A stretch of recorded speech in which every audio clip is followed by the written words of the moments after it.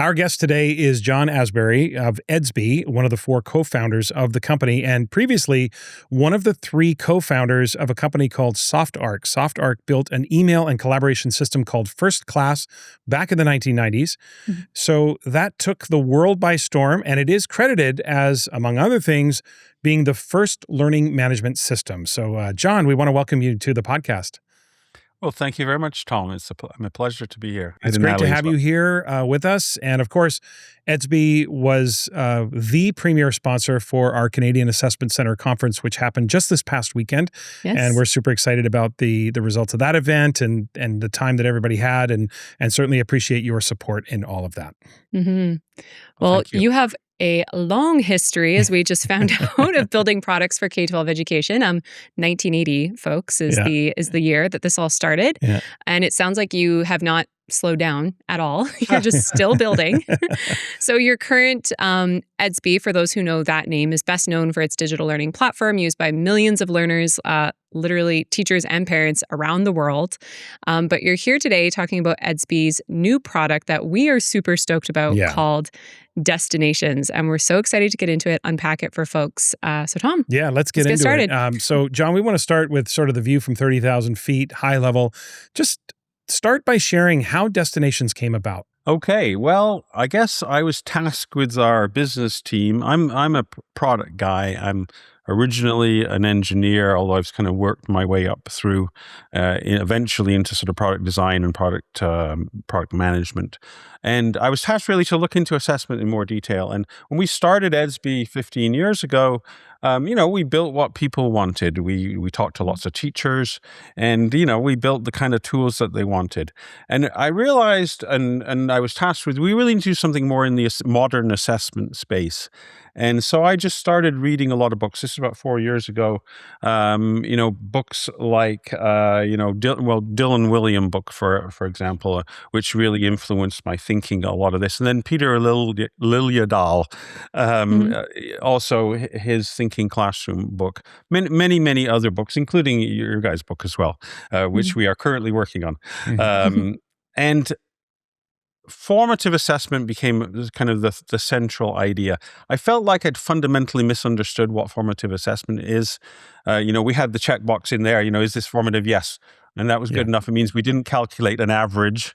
We can talk about averages later, because I know you had a podcast on that, which was kind of interesting. I have my own opinions on averages and some funny anecdotes. But so formative assessment really where it's at. And there's 3 things that really came through from Dylan William is, what's most important is where is your student in their learning right now, where you're trying to get to, and how are you going to get there.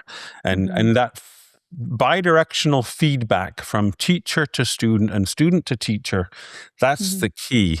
And just one more thought on formative assessment is I don't like the word in a sense.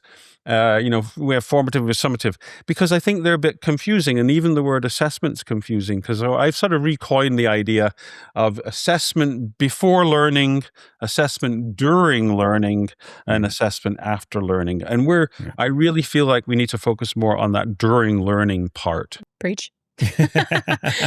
No, you're definitely speaking our language. It's assessment is a funny one. You hit the nail on the head that it carries so much baggage that it's just this product. It's this stapled packet of papers that's supposed to be completed at a desk in isolation for a grade. Right. We often say to folks the last thing we want to do is go to a party, and they're like, "What do you do?" And we're like, "Oh, we're a assessment experts." They're like, "Excellent, goodbye. I don't want to talk to you anymore." If you bring grading into the conversation, people are out of there faster than you can get a drink. But no, you totally nailed it. So how, in your product development work, how has Edsby Destinations how do you find it's really helping teachers move away from this focus of it's just this pile of papers that I assess and grade and enter into my grade book, towards actually getting evidence of these learning outcomes during the learning? So there's two fundamental parts of it. One is that we are aligned with outcomes of the curriculum. So that's kind of one aspect of it. So it's more clear. So things like, and we use the term destination because you're trying to get somewhere. There's a whole metaphor of where we are and where we're trying to get. And, if you're going on a long journey, if I chose today to, cycle across Canada, right? I wouldn't, my destination might be Vancouver, meet you guys out there for a beer. Yeah. I wouldn't, I need a bit more than that. I need some steps along the way, right? And I think I see those outcomes as steps along the way. And part of that, though you can still break down those things into success criteria as well. And, as I'm going along the journey, I might document my journey and, demonstrate that, yes, I have in fact got to Barrie. There's a whole process there. So I kind of see that there's sort of three levels. At the bottom level, we have demonstrations of a particular skill or success criteria. And that you need some documentation of that. So the whole concept of evidence of learning, documentation of learning, that's kind of this lowest level. And that you might need to demonstrate, Peter L. talks about, you might need a couple of demonstrations in a row. And at that point, the teacher may make this judgment call that says, yeah, I think you have achieved that success criteria. And that's kind of my next level up. So demonstrations of it and evidence around those demonstrations. And then above that, we have, yes, you got the success criteria, or, maybe we need to work on this one. And eventually success criteria might kind of roll up together. And eventually I do, in fact, make it to Barrie. I've done enough rotations of my pedals and I actually made it there. So that's kind of the whole process, but really the focus initially is on that the student teacher part. That's the kind of close feedback back and forth on that. We generate a lot of data as well, and we can talk about that later. But that's the important part, really, and it really is about student learning in the end. How can we help this kid get to that destination? What I love about that is this focus on the destination as being the competency or the learning outcome. And for too long and far too long in education, we have looked at how the evidence is gathered as what the learning is. So for example, we would say, how have you done on the test? Or how have you done on the quiz? And that is the vehicle or the means with which you gather the evidence of learning, but it isn't actually the learning outcome. And so when we organized evidence of learning in our grade books, we would see tests, quizzes, assignments, projects, labs. But to look at that on a first glance, you would never know what the student actually knew or what they didn't know. So I love this shift away, or not shift away, because artifacts and things will always be there. But we also know that with AI, we're going to have to expand what we call evidence, because simply producing products is going to be antiquated, given the fact that AI can produce probably a far superior product. Already is, probably. It already is. But I'm really fascinated with Destinations, the product itself, with this GPS for learning. Like that aspect of it, I think is a really cool concept, and one that I want you to maybe explain a little bit, and how it changes the student's role from this passive recipient to grading and to assessment, to becoming more of an active navigator of their progress. Right. Well, we sort of coined this idea of GPS for learning because, I'm an old guy. So back in the day, if I wanted to go on a road trip, I would use paper maps. Right. Or if you landed at some random city, and you rented a car and I needed to get to, the school board office, that was hard to do, right? You end up with this car you've never driven before, and you've got to, open up this map and you got to figure out where to do. Hopefully you did a little bit of planning beforehand, and maybe you drew in a pencil line how to get there, right? And now, I mean, I travel a fair bit, and I also like to go on road trips, and I don't carry maps anymore. None of us do, right? We just get out our phone. The Google lady helps us. You listen to her voice and you plug in where you want to go, and she really guides you and gives you. And if you mess up, right?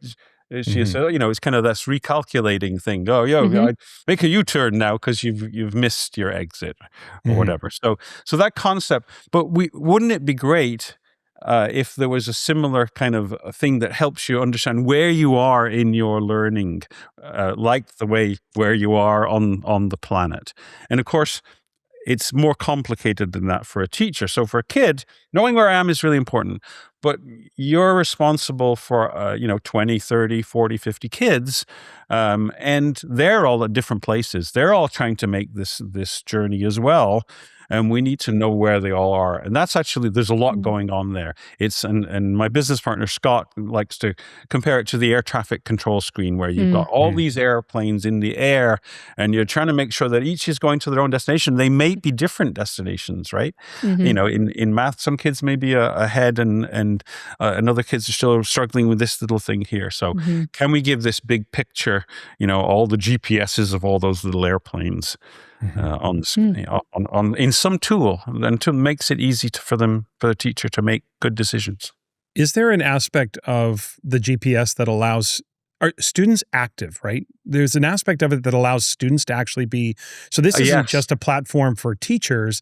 This is a platform where, because a lot of teachers really struggle with, how do I get my students more invested or take more ownership over their learning?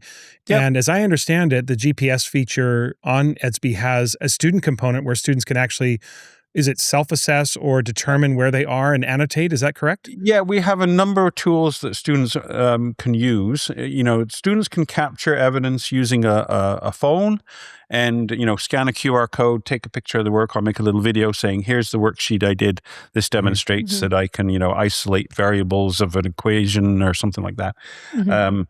So that's kind of, you know, that's that bottom layer again. They can also make, and they can reflect on learning and do a lot of those kind of normal things. I think I don't know if it's completely a unique feature of our product or not. I haven't seen it anywhere else. You know, I could be corrected on that, but it's the concept of a claim. So I can make a claim that I meet this success criteria, and I can supply evidence or not. I can make this claim. And then this is an opportunity for a conversation with this kid, because, you know, okay, show me what you did. You know, why do you think? So there's a nice engagement factor, and and actually, speaking to your previous point about AI, Tom, I think, because I've been thinking about this an awful lot. Conversations, we all know that having a conversation and an observation and product are different ways to triangulate, and really assess where a kid is on that GPS, kind of as a GPS-y kind of thing. But with AI, we can't trust product really anymore, or at least I think there's a lot of doubt on whether or not we can trust, unless you throw kids into a room with only pencils and papers, right? Which teachers are doing that precisely, but you know, that's not optimal or ideal all the time, right? But, you know, if a kid turns in some work or you know, writes an essay or project, and you have a conversation with them, well, okay, between step 2 and step 3 on solving this equation, you know, what did you do? It's pretty obvious with that conversation, you know, if he had used ChatGPT on it or not. Yeah. That's right. And recently, I just did a keynote address at the Ear Coast conference and talked about how part of the way we need to respond is process-based evidence. So this is what I call leaving the fingerprints of learning. So it isn't that observation and conversation are two other data points, but they help us recognize how secure the product is in terms of the student's own learning. So I fully agree with where you're at on that thinking. Yeah, absolutely. Let's pivot a little bit now away from like the classroom, the student teacher, and zoom out to look at the district, because we know from experience that many districts struggle to scale competency-based assessment because often the fear is that the manual tracking is just too heavy for a whole school system. So how has Destinations been solving this scalability problem for large districts or even entire states or countries?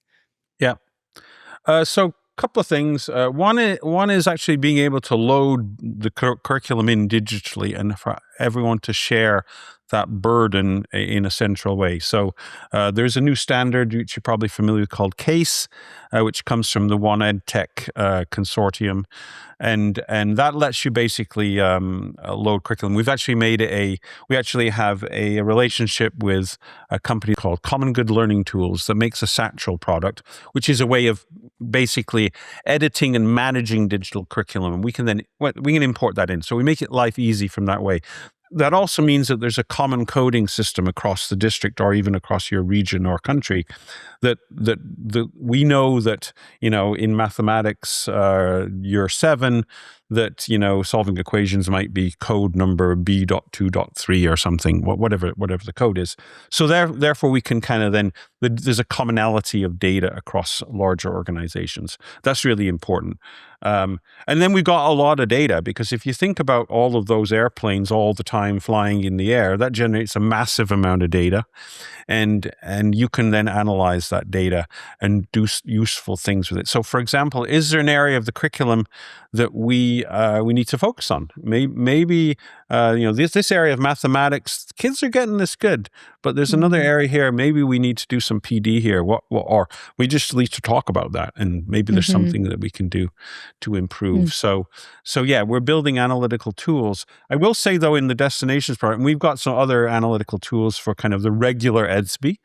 Destinations, I've been really focusing on that teacher-student thing first, which is generating data and worrying a little bit less about that. But we know we are collecting all of that data, and we are starting right now to build useful tools to guide decision-making and at those higher levels, at the school level, at the district level, and even at region or country level. Much more useful than a one-off standardized end-of-the-year test, I must say, which they say that's the purpose. It's a little tricky, though, because I don't like the word standardized. We don't like that word in education too much, because so the outcomes are standard, but the success criteria can be customized by the individual classroom teacher. And so actually managing that two thing, there's a bit of a balance here on standardization of the outcomes. That's one thing, and then the success criteria can be tweaked a little bit for for your instance. So, but we spend a lot of time. It's a difficult problem, but I think we've gotten on top of it. Yeah, we spend a lot of time talking about the distinction between standards and standardization or outcomes versus they are not the same thing, and making sure that they are separate in terms of their. We're lucky in Canada. We are lucky the fact in that Canada. The word outcomes is there and not standards, because in the States separating that standards from standardization is tricky. It's there's a whole vocab. I think I have a document that has 30 different words for the word standard. It's honestly, and I keep coming across a new one. We need I've often advocated for a world summit on terms and acronyms in education. Come up with the right words. Can we just pick one word or one acronym and call it a day? Impossible. People gotta put their flag down and be like, that's right. No, this is the word we use. John, thinking about the district level, or even the state, provincial level, or even the national level, because I know Edsby has done a national rollout in New Zealand, and I believe Georgia as well. Is that correct? The country of Georgia. Countries, I should say. Confusing for us. So. Yeah, not Georgia the state, Georgia the country. Correct. But here's the question I hear a lot tangentially, because obviously I don't work directly in the ed tech space, but when I've seen other tech, and even when I was working at the district office level, one of the major questions people have is, how does this program, whatever it is, so let's talk Edsby Destination, how does it interface with our required student information system that may be coming from our Ministry of Education or our Department of Ed, or there are certain required programs, there's contracts for those. Does this interface? So what is that something that really works seamlessly for school districts? Yes. So that's where we started. So, Edsby's been around for 15 years. And in the beginning, I was focused on kind of the social classroom, I'm going to call it. We, back in my first class days, we were about social collaboration in businesses and in education. And so that was part of it. The second part was not creating work for teachers. So having to enter your roster of kids in manually and doing all that. There is no way to enter a roster of kids into Edsby. We always synchronize every night to the student information system. So, basically, so the administrators and the educators don't have to do anything. And that is in fact the system of record ultimately certainly for enrollments and that kind of thing. So we've been doing that for an awful long time. We've integrated with many dozens and dozens of student information systems. In Canada, that's kind of only a few now. But around the world, there's different ones, and there's also some other standards for that we can go to standardized enrollment, one roster, and other platforms. So we will leave that to you engineers and the IT departments to figure out how that interfaces, because as educators, we're thinking about the front-facing piece. And I want to go back to a little bit of the conversation around formative assessment, or again, assessment for learning, whatever term we use. I mean, it is an action. And Natalie and I often talk about formative assessment as more a verb than a noun. It's not a thing, but it's an action we take within the classroom and how we react to real-time evidence. And we advocate, obviously, and we're not the only ones who do, but we advocate a lot for classroom teachers to be active in the classroom, to be interacting with learners throughout a lesson, to be listening to what they're saying, gathering evidence in an informal way. Like we often say the vast majority of our assessment evidence should not be quantified and should steer clear of your grade book. It's what we use to inform instruction. So my question has to do with the mobile functionality of Destination. So as a teacher is circulating in the classroom, hearing, observing, listening to the interactions that kids are having, or even observing the products that they're producing in real time, what does that look like in a classroom environment? So teachers are absolutely encouraged to do that and use their mobile phone. We have a mobile app. In fact, we have two mobile apps. One is focused on evidence capture, mostly designed for sort of primary school capture with a QR code, where they might not be able to type, but they can talk and they can capture images and whatnot. Teachers can use that too. They can also capture and scan a code of the kid, make it easy for them. That's one thing. They can capture evidence of learning. One of the things that has not shipped yet, but we are in the midst of building it right now, is this concept of demonstrations. So it's really, demonstrations is kind of a light form of evidence capture. Basically, where, let's say, and the whole purpose of it is to be super fast. So let's say we're focused on one particular success criteria, and let's say it's in a gym class, hopping on one leg, let's say. All you want to do is you want to quickly, as fast as possible, tap, tap, tap, tap, tap, tap, tap, tap down. Just so these kids have demonstrated or not demonstrated this particular success criteria. So I call it teaching by walking about. And this will show my age again. There was a book when I started my first company. My dad said, "You got to read this book. It's called Tom Peters in Search of Excellence." I don't know if you've ever read that book. It's kind of a famous businessy book, and he talks a lot about successful companies. Management manages by walking about. And I think it's a very similar thing in teaching by walking about and having conversations, and because you will discover things in this back and forth.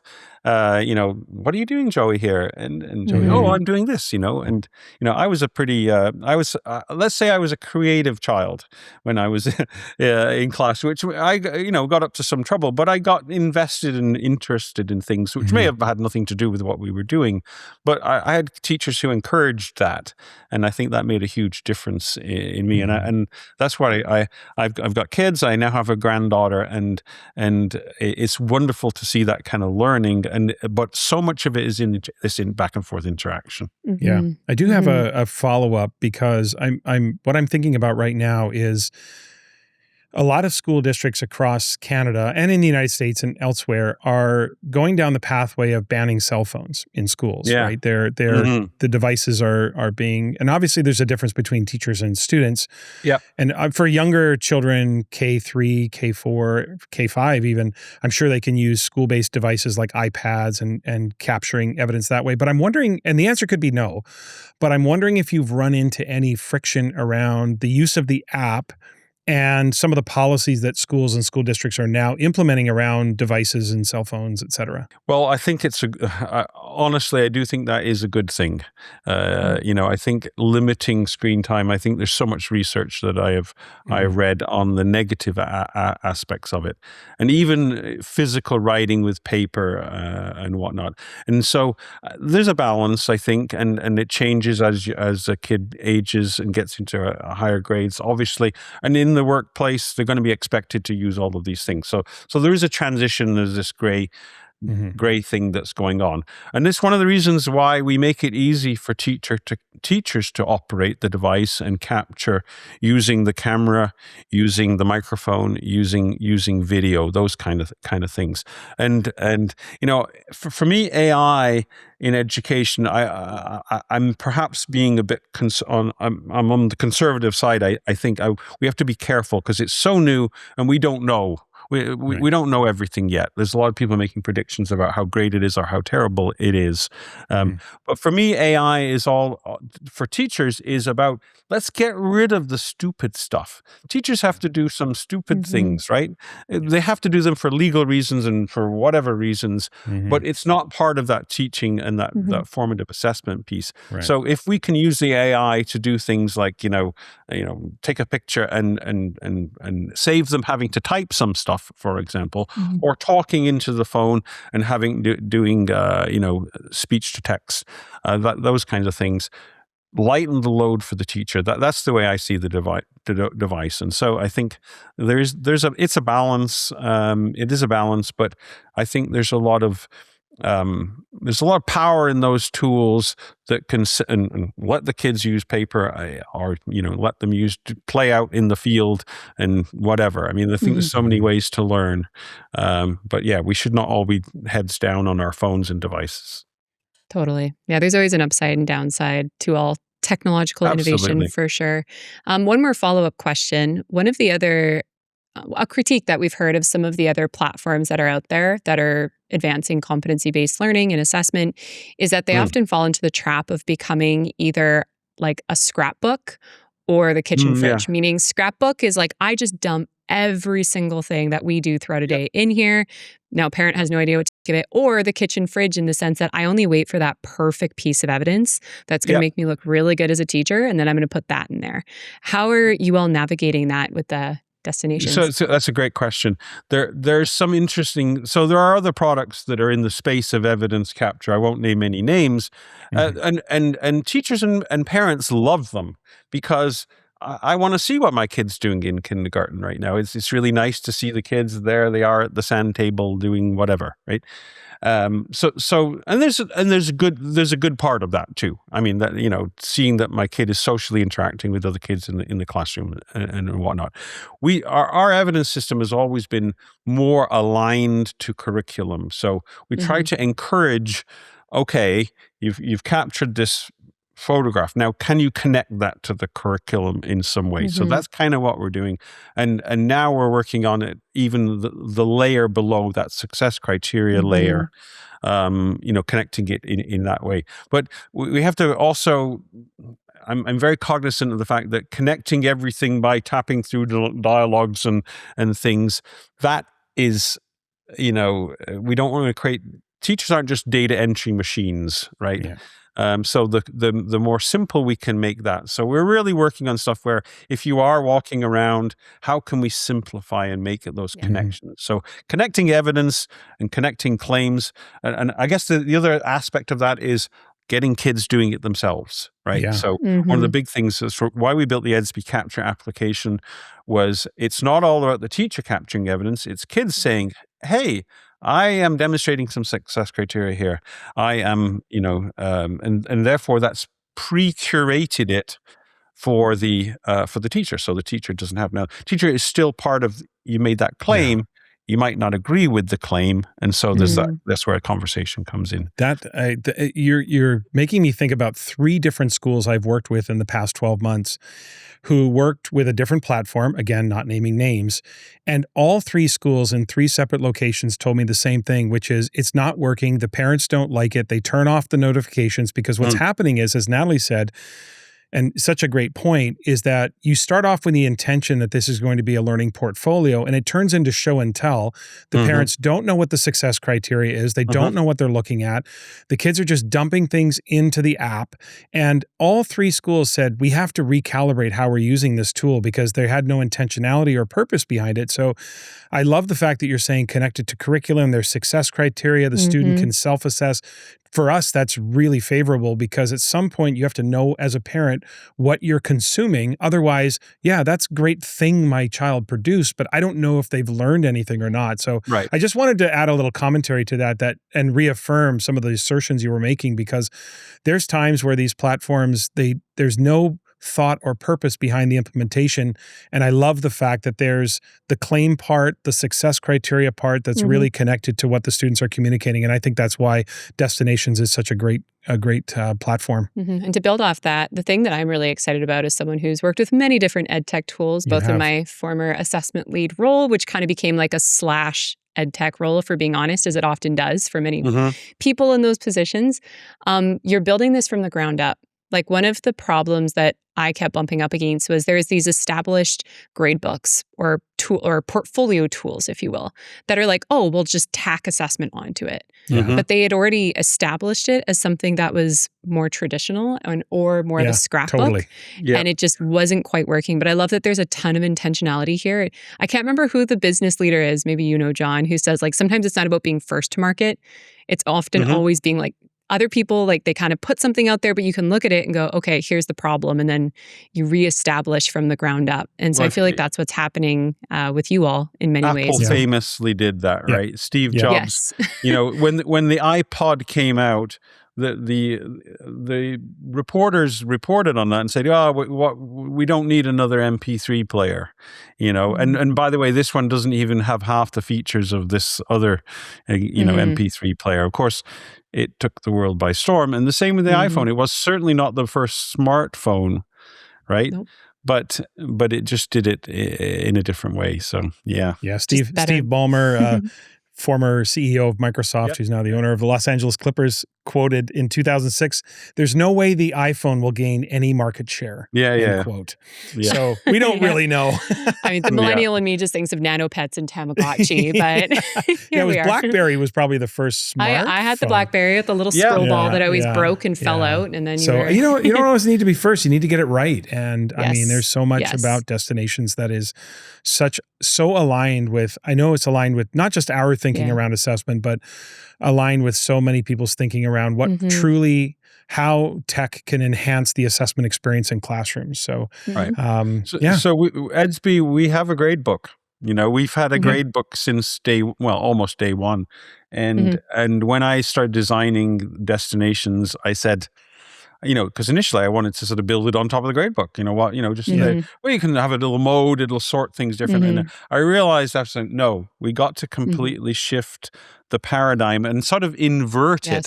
A grade book, on our grade book and most grade books are kind of they're events in time. Right? Kids down one side, events in time where you give work or assessments or tasks to do, and then you score it, right? And then we're going to take all that data and we're going to calculate a number. We're going to boil it down to a single number so that, you know, wow, I got 76% in mathematics. Well, what does that mean, right?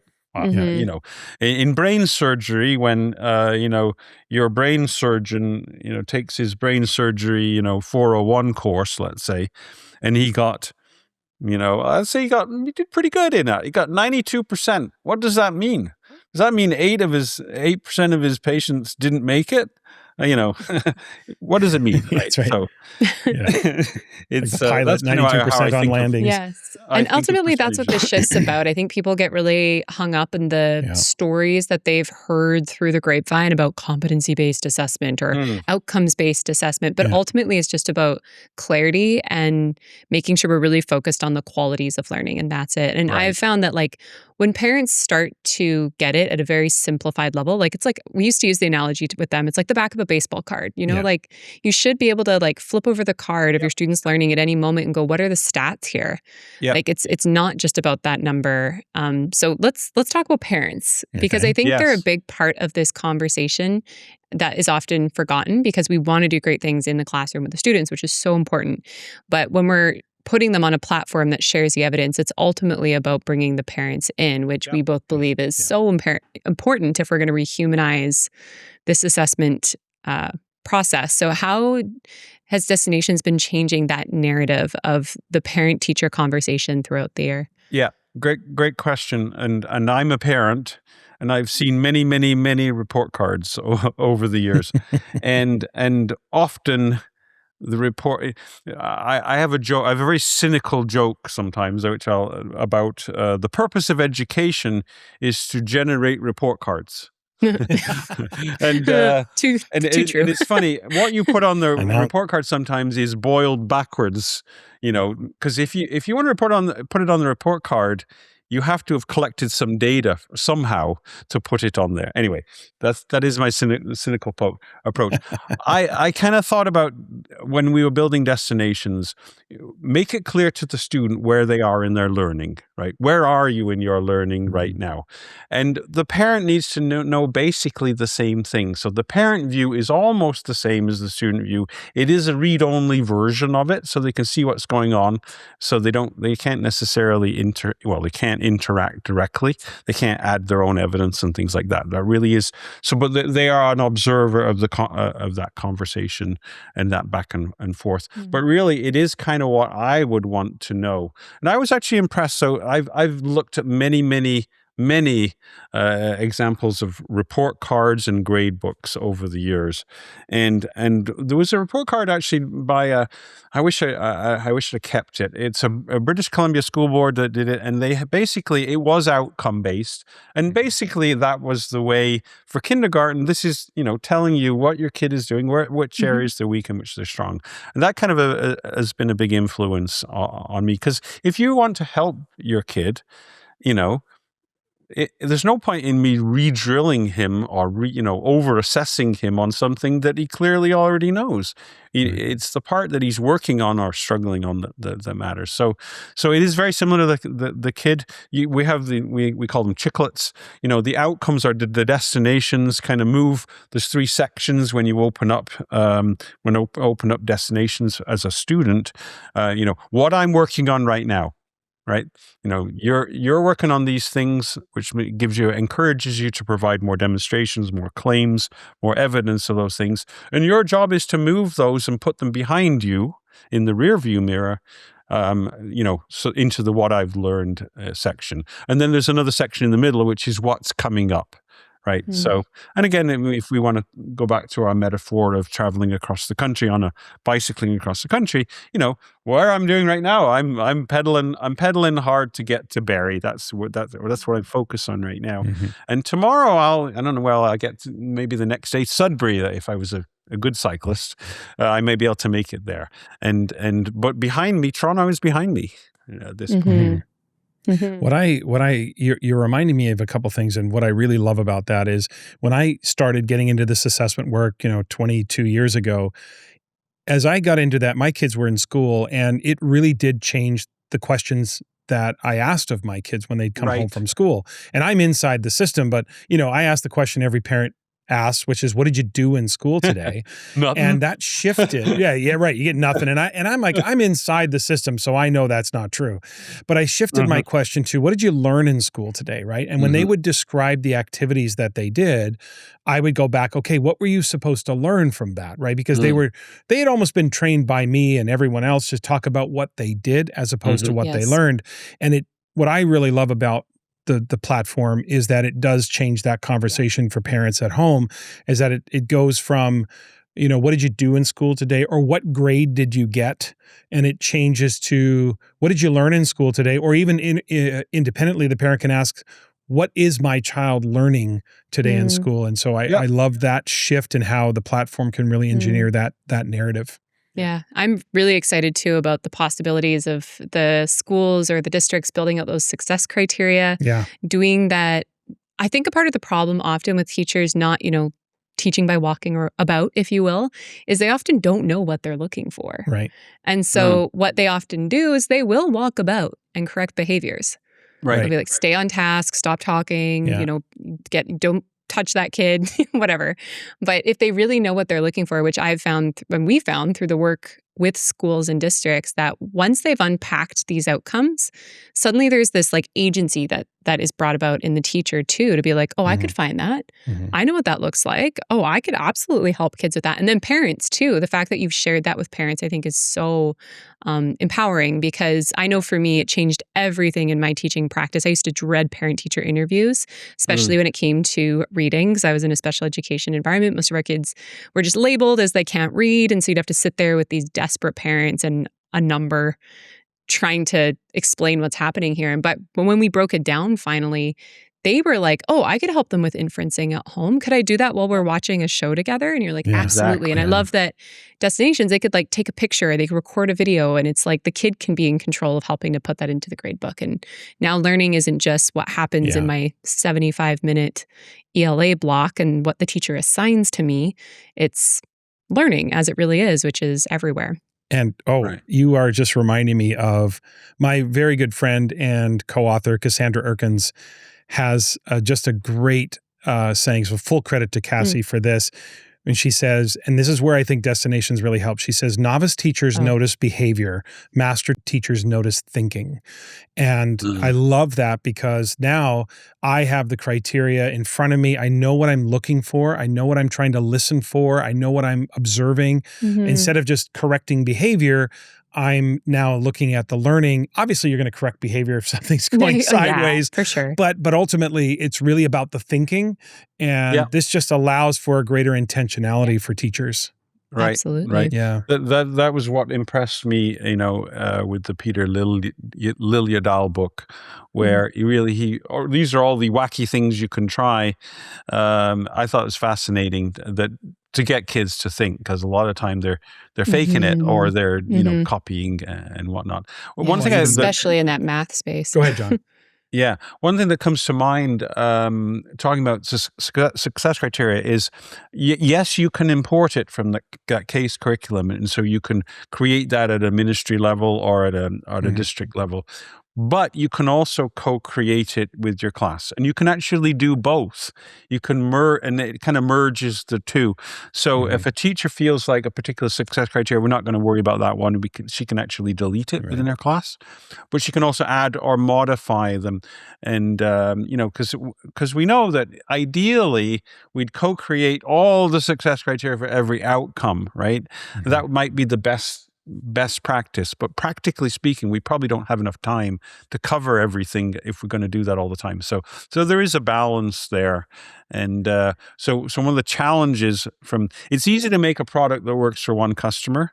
It's really hard to make a product work for every different variation of those. And so that flexibility is what is important. And it's the same with the language, right? So if I call it outcome, that works great in out west. Not so good in Ontario and in New Zealand. There's different terminology, right? So all these things are really challenging. So we've tried to build a lot of flexibility in. Yeah, I think that's always good to have the flexibility to be adaptable to all the different contexts. John, we know there was so much interest in the product this past weekend at our conference. Listeners, we've got a link in the show notes for the website as well that you can connect to. But John, if listeners are interested in hearing more about Destinations and want to connect on a deeper level or find ways, what are some other things they can do to reach out and connect to learn more about the product? Well, probably the best place, go to our website, edsby.com. If you want to go straight to Destinations, edsby.com/destinations will take you in there. You can sign up, reach out to us. We can give you one-on-one demos, set up meetings. Yeah, lots of ways to connect. Yeah. And we highly recommend the demo. We know when we did it, everything we've been talking about might sound perhaps a little abstract to folks and they're trying to imagine. But as soon as you can see it, it's actually very intuitive and the user interface is very clear. So we'd highly recommend folks check out a demo. And one more thing I want to say is that I have over the years been asked, and I think Natalie, you have too, been asked to endorse products before. And honestly, I've never been compelled to do so. And this is like, we're not endorsing this product because we have to. We're endorsing it because it is a great platform to use. No platform is perfect, but to us, it's the best we've seen in terms of blending really sound assessment practices. So we know, listeners, you'll be very intrigued by clicking on the website. The link, again, is in the show notes. John, thanks so much for joining us today. It was a pleasure. Thank you. Loved it. It was great. We look forward to next time.